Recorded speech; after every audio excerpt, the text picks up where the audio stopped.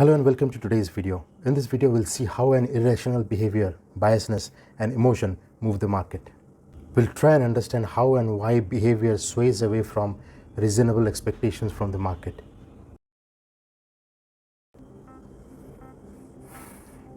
Hi, how are you? What about the mutual fund that I have suggested? It has given 20% CAGR returns. Have you checked it? It'll continue to give so, right? Previous returns. You have seen the stock? It moves between a fixed price range. It comes down, it goes up, it comes down, it goes up. It'll continue to do so. It has done so for the last couple of quarters now. And it's down again. We can buy it, right? It'll continue to do so. Get hold of these. Good performing mutual fund. The past returns are good. The stock is cyclical. Get them. That's it. What else? Stock market is easy, isn't it? You do the same? Do you check the past performance in mutual funds and invest? Do you see if the stock is cyclical and do the trading when it comes down? Do you trade on a security based on its past performance? Do you base your decision on the security's performance, security's good health? Or do you involve emotions? What do you do?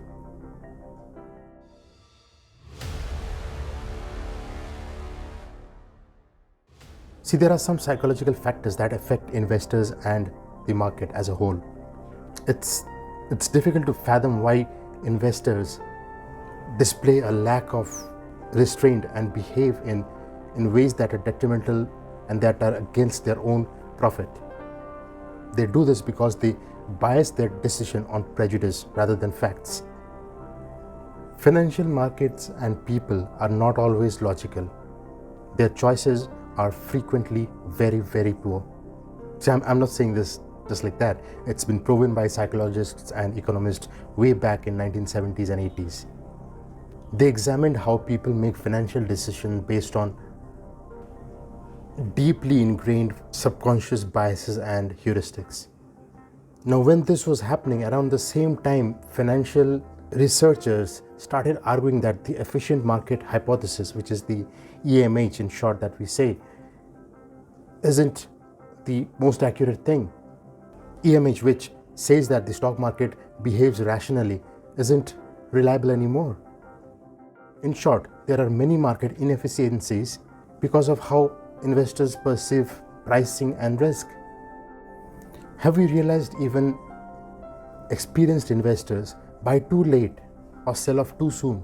Why do they do that? Why don't they wait for the right moment, for the last moment, if they're so much experienced?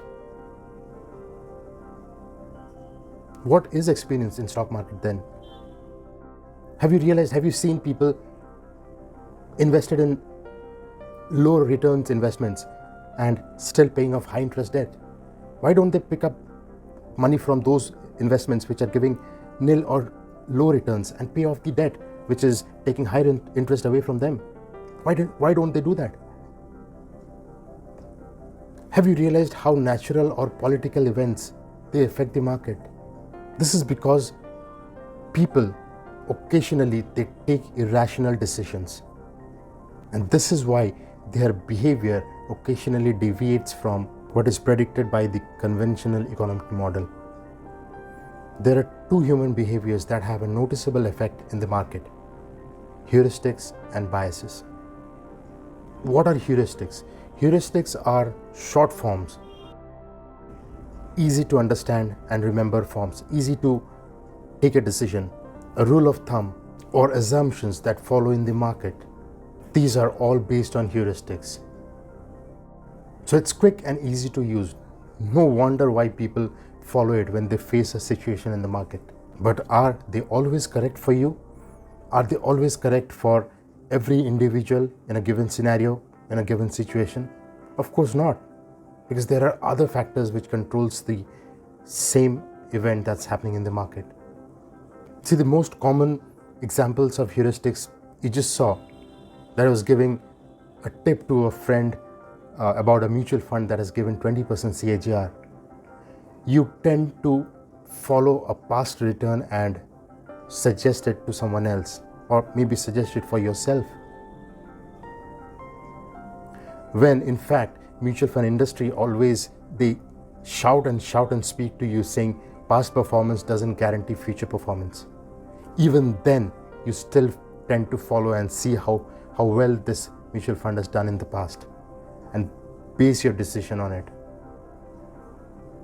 We start assuming that this mutual fund has given 20% CAGR in the past, so it'll continue to do so in future. That's what our assumption is. Instead, drilling deep into the fund facts, we tend to base our decision based on the returns that it has already given in the past.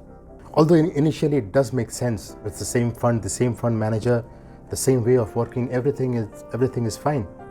But what we don't take into consideration is the future political scenario, the future difficulties or the challenges that are going to come, which we are not aware of. There might be the change in the economy, there might be a change in the political world, there might be a change in the underlying investment asset itself. There might be a change in the value of the underlying investing asset itself. We don't count all of these into consideration. A change in the fund manager, a change in the fund management house, or a government policy change, any of these things can happen. Sometimes we define a fair value of an asset and then we tend to decide, okay, fine, if this is the fair value of this particular asset, then currently the trading price is lower or maybe it's higher than this, and based on that we tend to make a decision whether to buy or not to buy that security. See the heuristics of studying a 52-week low of a security. You would say, this has been the 52-week low for the security, if you see. And if you go by that, and if you think it's going to go up, why don't you see the other side of the picture? This could be the 52-week high for the next coming year. And if you invest here, you're down all the way for the next year. And if you take a decision based on inaccurate reference points, you're going to result in losses in future. See, I'm not saying financial heuristics is bad, definitely not, it is required. But what I'm saying is, you should be aware of it. And the more you're aware of it, you can base and adjust your decisions accordingly. Now, there are some financial biases. Cognitive bias is based on financial heuristics. Cognitive bias is an outcome of economics and financial heuristics, and it produces false judgments and assumptions.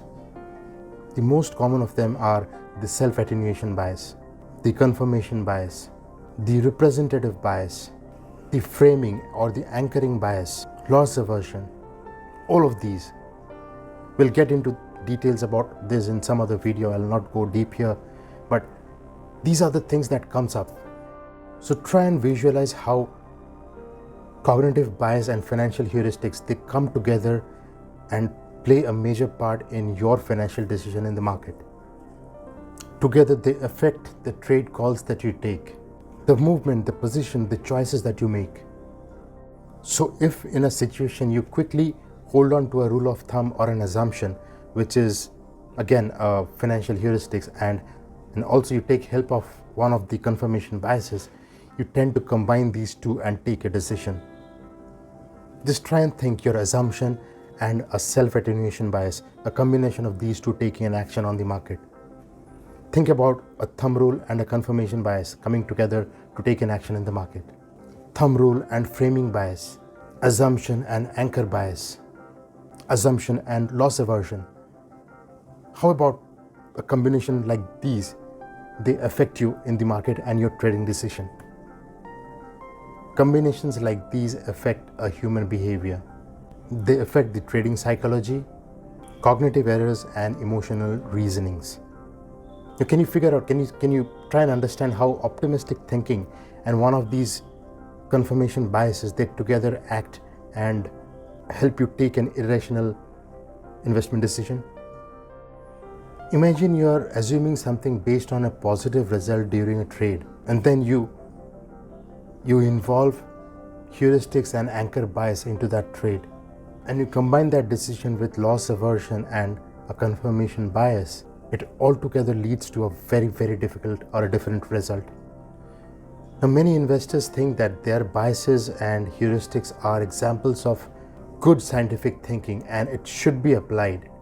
They should be applied while making financial decisions. But they get the biggest shock when they discover that they are not thinking rationally, but they are thinking emotionally. So now you see how irrational behavior and emotion in the market is based on biasness. You see how heuristics and biasness forces you to take a trade which is far, far away from reasonable expectations. It's far, far away from any reasonable expectation that you expected from the market. I understand this video is a little tricky. If you did not get it the first time, I request you to rewind and play it again so that you can understand it better. And do me a favor by liking and subscribing to this channel and sending this video to many people around you, your friends, your relatives, to help them understand that what they're trying to do in the market is just not about the market. There is a bigger picture, a bigger demon who is playing its part, and you don't even notice it. It's standing just behind you. That's all for today. Till then, SG signing off. Goodbye.